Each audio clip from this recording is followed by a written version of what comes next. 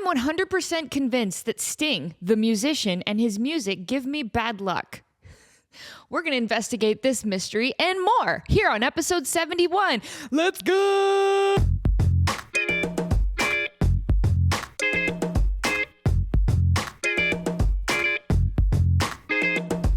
Oh my gosh. Okay, both Kevins are here. You kind of look like you're kissing. Can you not do that? Your brother and sister, it's really gross. You're not Luke and Leia. Don't do that. That's even more inappropriate, Kevin. See, boy Kevin's never on the show anymore. And then he shows up and he causes trouble, and then he just looks all big and fat. What's up, guys? Welcome to episode 71. I'm just in a sweatshirt today because I want to be cozy and nice, and it's actually cold here in Vegas. It's windy and a little bit rainy, and it's kind of got that like depressing Portland weather, which I love, right? Everybody lives in Seattle and Portland, and they're like, I'm so depressed because of the weather. And I'm like, this is exactly what gives me joy. Misery brings me joy. I love this. I want to suffer. The sun is bad. Sunshine is bad. And I like rain and wind. No, Kevin, don't leave. Wow. Okay, well, he was here for a couple seconds. Anyway, I'm eating my words. I'm not nom eating my words. So if you remember, gosh, what episode was it? I don't even remember. I yap on a weekly basis, and I can't remember what I yapped about. But there was one episode I was talking about music, and I was talking about Sting, and I was just discussing how the song "Message in a Bottle." Nobody knows the words to it. Nobody knows the words to "Message in a Bottle." Everybody knows the song. Everybody's heard it. But nobody knows the words. You just know it starts with however the guitar goes. And then it's like,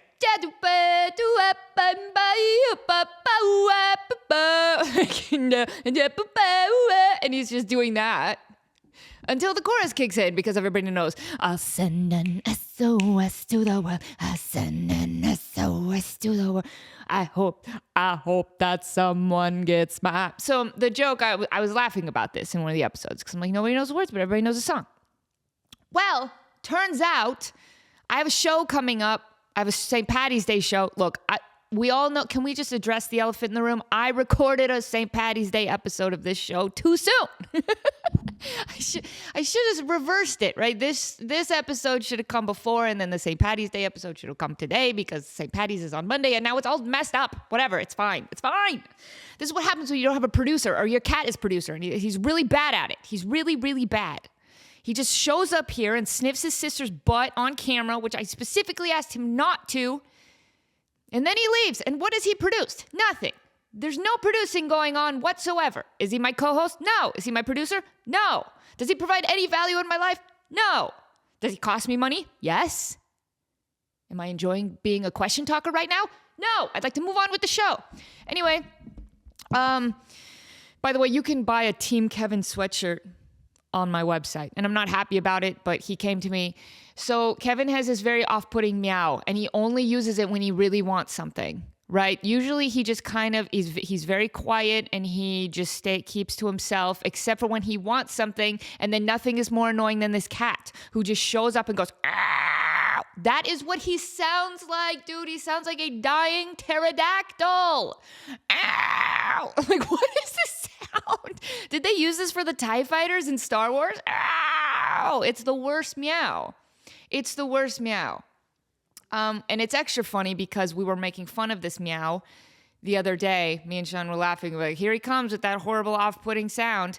And then he was like, he did a different meow. And we all looked at him like, did you understand us? Are you trying out different meows?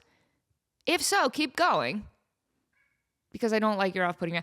See, girl Kevin, she just has the same meow all the time. Just that shrill, annoying, like, yeah, there you go. And she does it on cue, which is very nice. See, she's here. She's like kind of helping produce. Anyway, where was I going with this? Yes. So he, when Kevin wants something, when boy Kevin wants something, he comes to me with the dying pterodactyl TIE fighter sound. And he goes, "Ah!" And I'm like, why do you sound like that?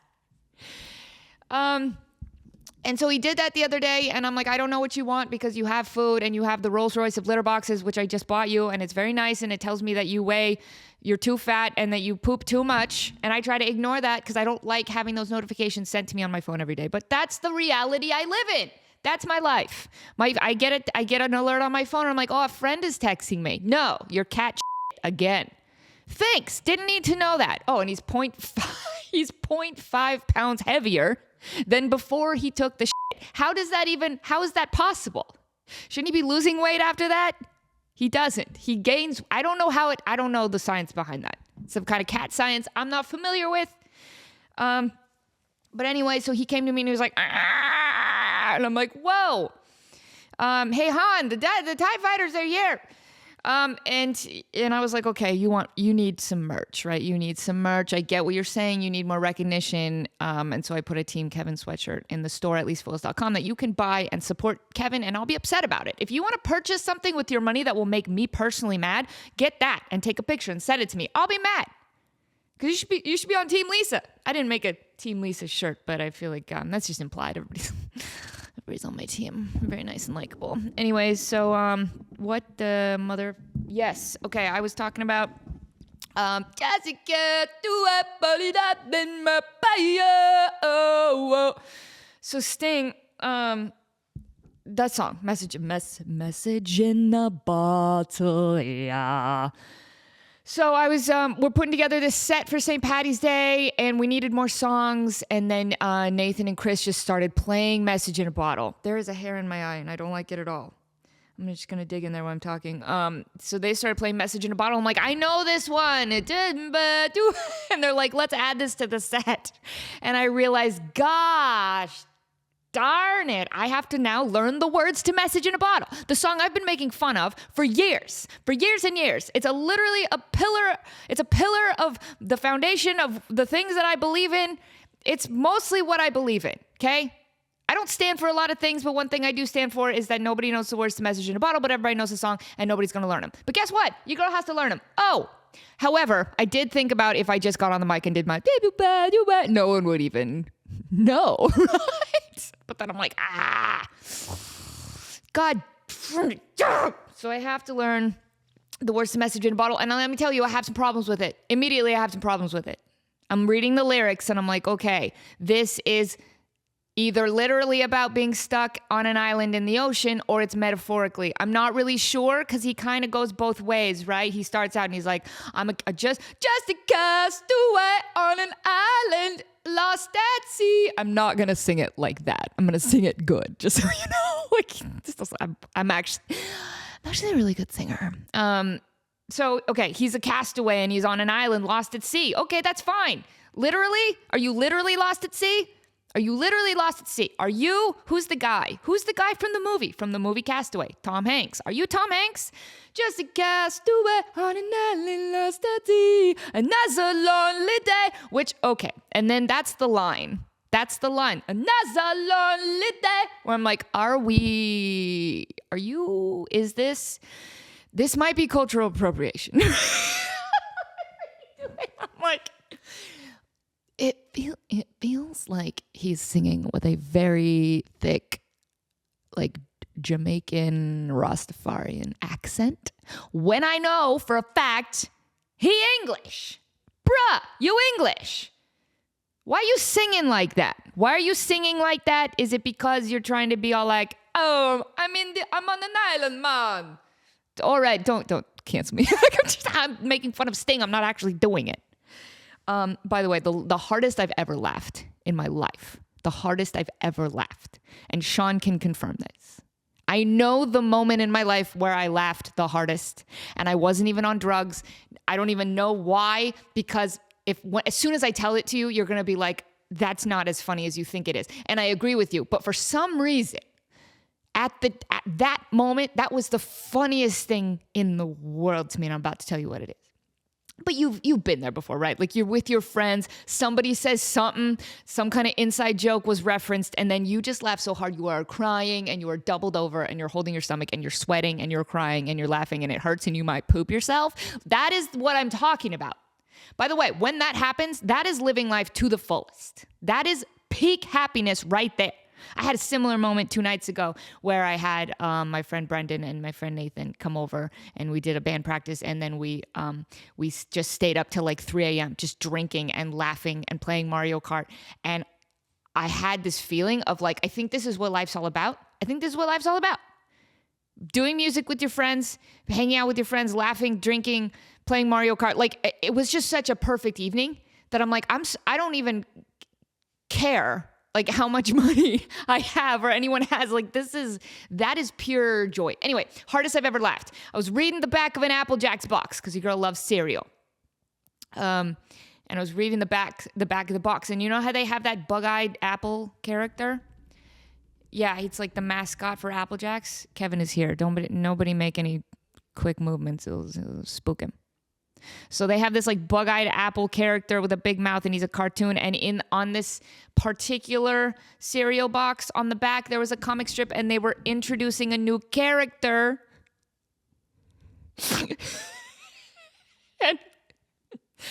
And it was a Rastafarian cinnamon stick with the hat and everything. And his name was Cinnamon.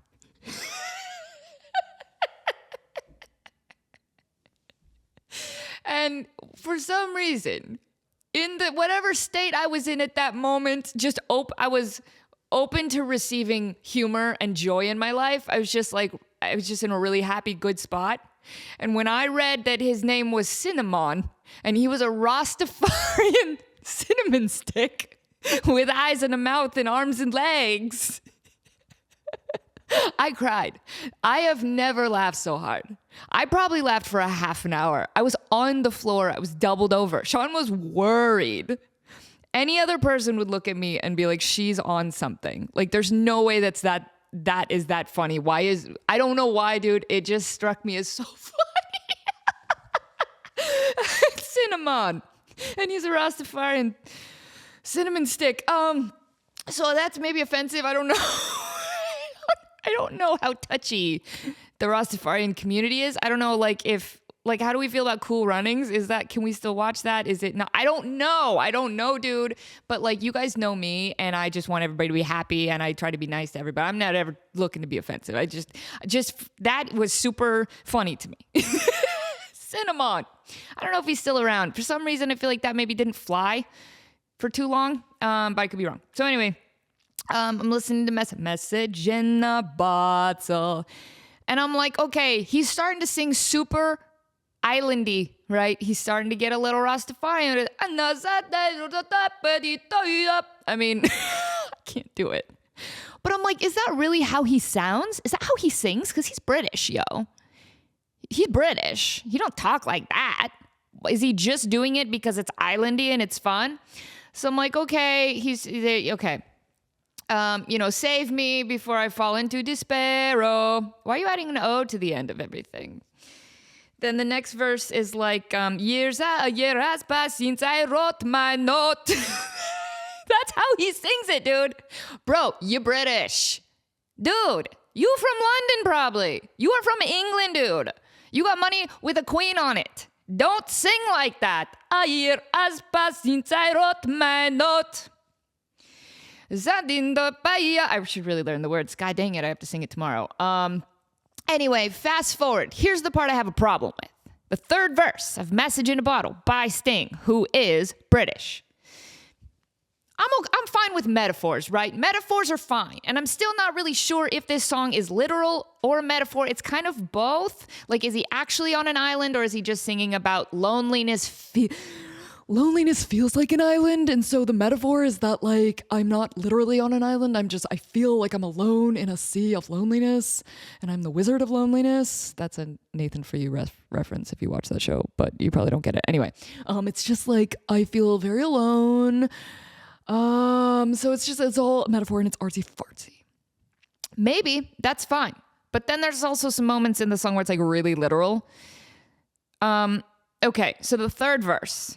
He's like, woke up this morning, don't believe what I saw. Those are the words. He doesn't say, I can't believe what I've seen. That would be like the British way. I can't believe you've done this. If I'm British, that is the way I'm going to say it.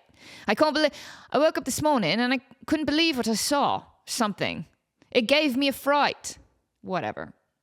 But no, he sings it. Maybe it's went out. Went out this morning, don't believe what I saw. Don't sing it like that. So then, here's what he says. 100 billion bottles washed up on the shore. Oh. Okay, 100 billion bottles. 100 billion bottles. 100 billion bottles. Do we not think this is maybe exaggerating too much? I understand exaggerating because I do it all the time. I'm always like, oh my God, I've missed you for 500 years. Oh my God, I haven't been there in 1,000 million days. You know, like I exaggerate a lot. I'm not sure ever in one time in my whole life I've exaggerated 100 billion. Like, dude, chill out. You know what I want? I want one of those AI generator things to like, you know, those stupid trends where it's like, show a girl enjoying coffee. Have her enjoy it more. Have her enjoying it the most. It's blowing her mind. And then the AI just tries to keep making it bigger and bigger and bigger and like crazier and crazier. But I don't want that. I just want AI to like generate, show me Sting, who is British, singing not British, on an island, lost at sea, with 100 billion bottles. What does that look like? That's too many. That's too many. He could have just been like, even 1 million bottles feels like an exaggeration for the song, right? It just feels like 1 million bottles washed upon the shore. Oh, it's an exaggeration, but also like, okay, that's fine. 1 million. There's 1 million. That's fine. You can exaggerate 1 million. 100 billion? Bruh, no, there's not 100 billion bottles. Even in your weird little fantasy, there's not 100 billion. Don't say 100 billion. It's too much. It's too much. So I have a real problem with that. And then he says it twice. 100 billion bottles washed upon the shore. Oh, seems I'm not alone with being alone. 100 billion castaways looking for a home or something. It's just wasn't he also like an English major or like an English teacher or something? I don't really know that much about it. Anyway, don't say 100 billion. It's too much. And that song is Rastafarian. And you shouldn't sing like that because he's British. Anyway, so this guy on Reddit, he said, I'm 100 convinced that Sting, the musician, and his music gives me bad luck. Let's see what this fellow has to say. It's on Reddit. This was posted like 16 hours ago. So this is relative. This is new. We got to get his story out there. I don't even know where to post this, he says. I think it's kind of funny. I'm generally not a superstitious person, but when it comes to Sting, I can't just not believe it. Tell me more. The first time it happened, I was traveling on a small airplane and I heard So Lonely on the radio. Minutes after, we had to have an emergency landing. I was 8 and didn't even know what the police was back then. To be fair, if I was on an airplane and So Lonely came on, I'd pray for that plane to go down because that song sucks. That song blows, dude. Dude, he sings so falsetto. Actually, that's not true. The chorus is good. The verse is bad. You got to hear this. I can't, now that I'm trying to monetize this channel because I was dumb before and I wasn't doing it. Now I'm trying to. Now I have to be extra careful because now I could get demonetized. So anyway, this song's So Lonely. Here it is.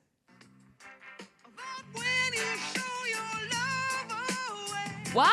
That's to show your love. You know, that's got kind of an islandy beat too.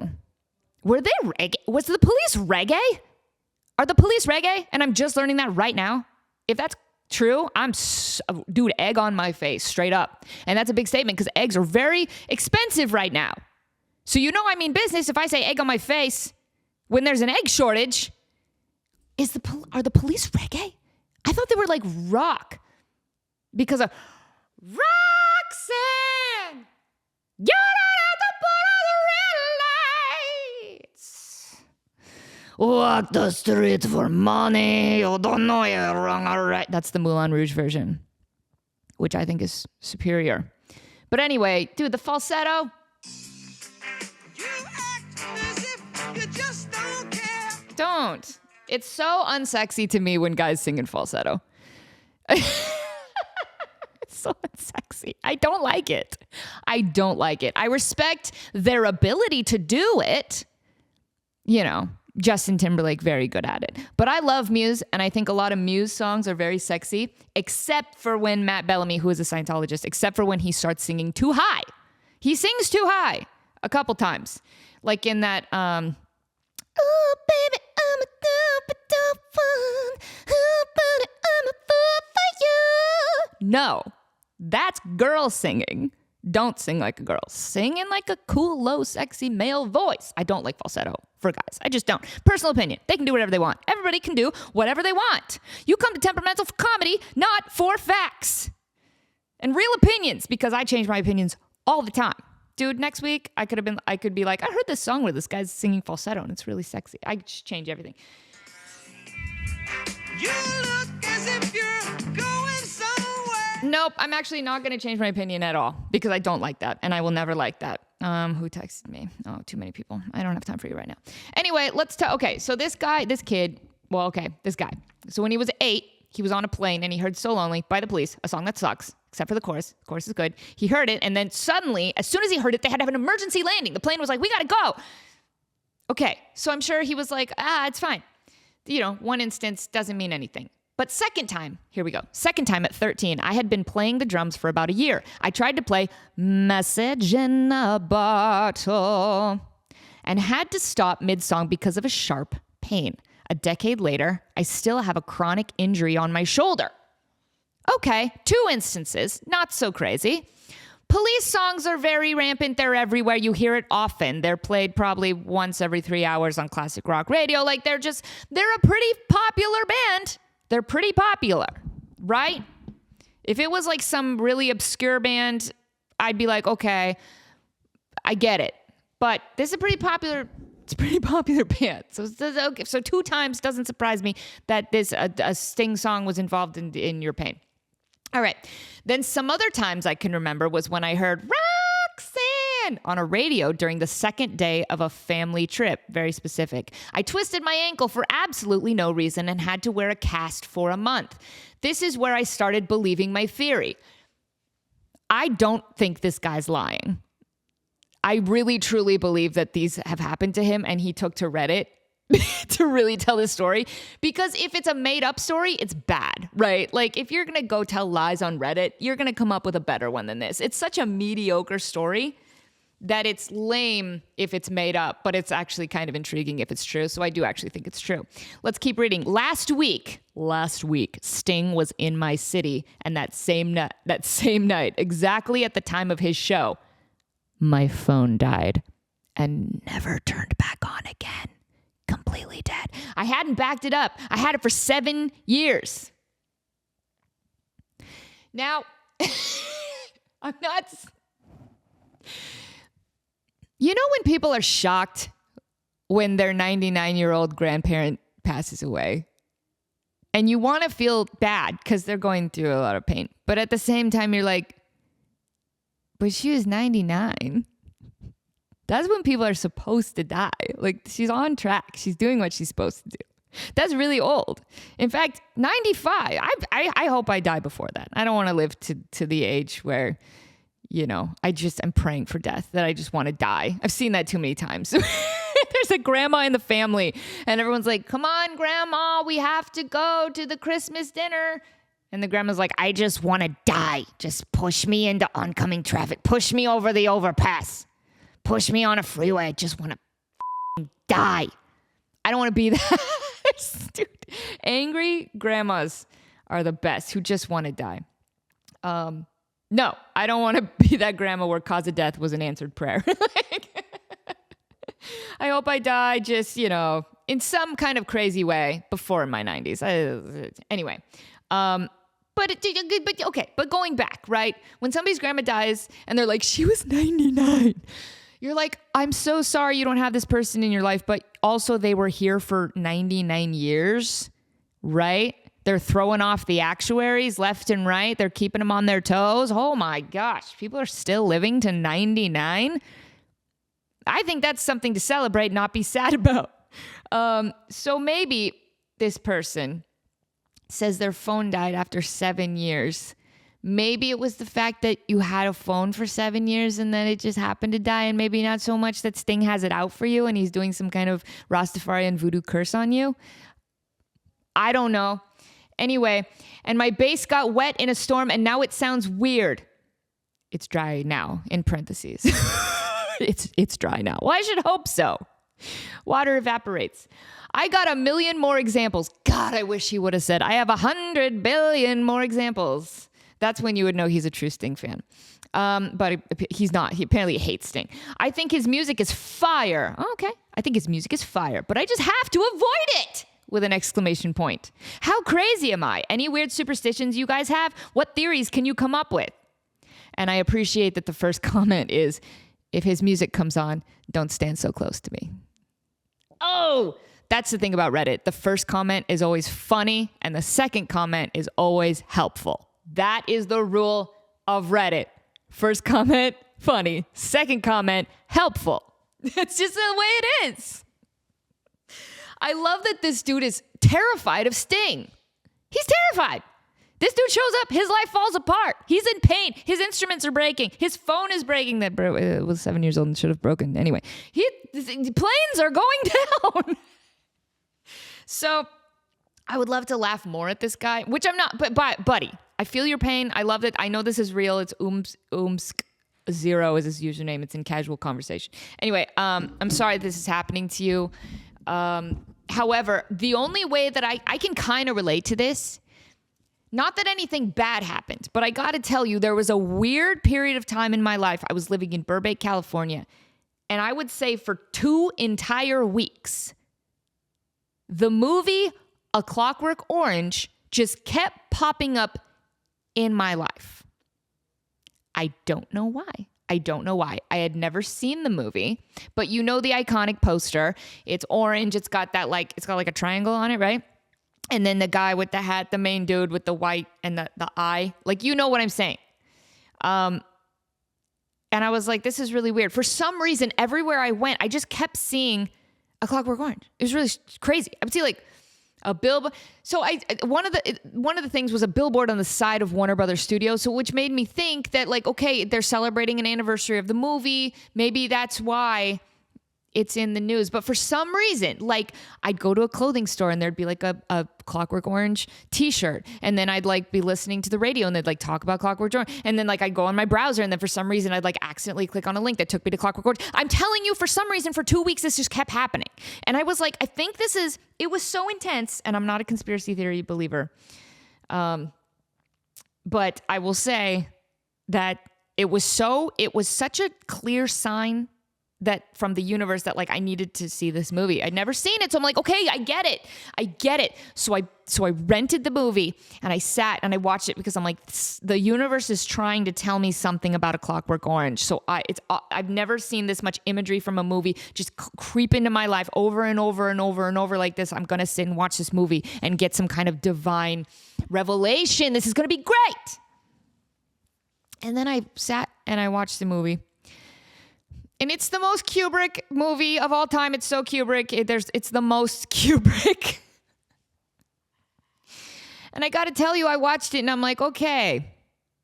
First of all, a lot of dicks in this movie. There's a lot of male genitalia in this movie.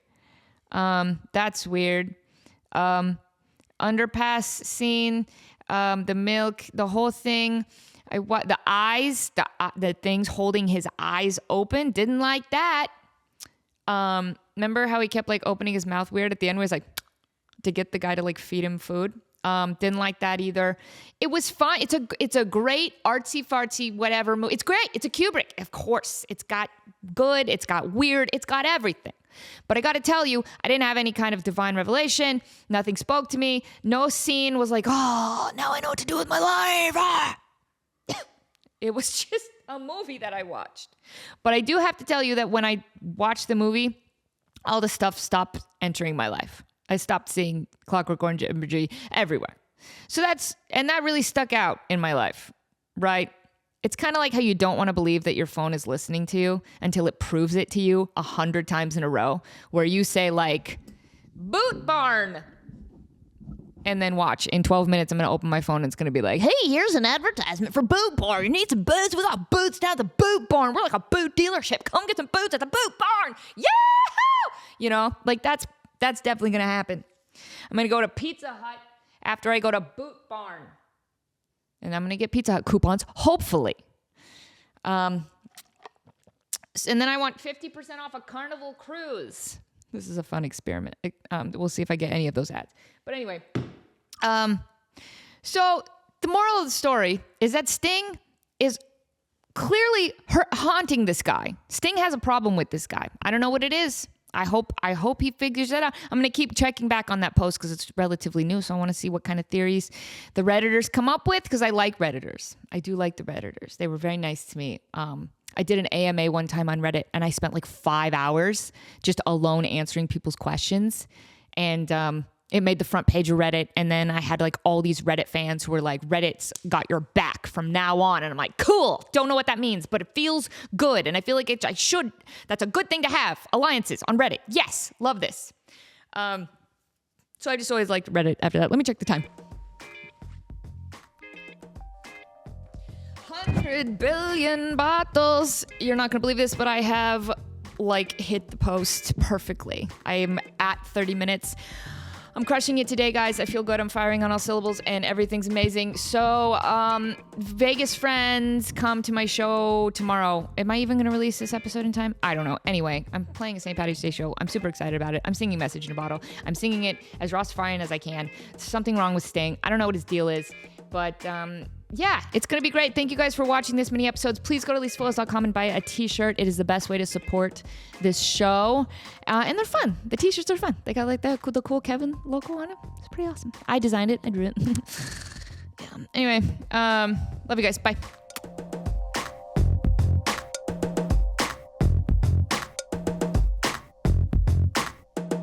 Woke up this morning, don't believe what I saw. 100 billion cinnamon sitting on the shore. Cinnamon. He's got the hat and the dreadlock. He's a cinnamon stick.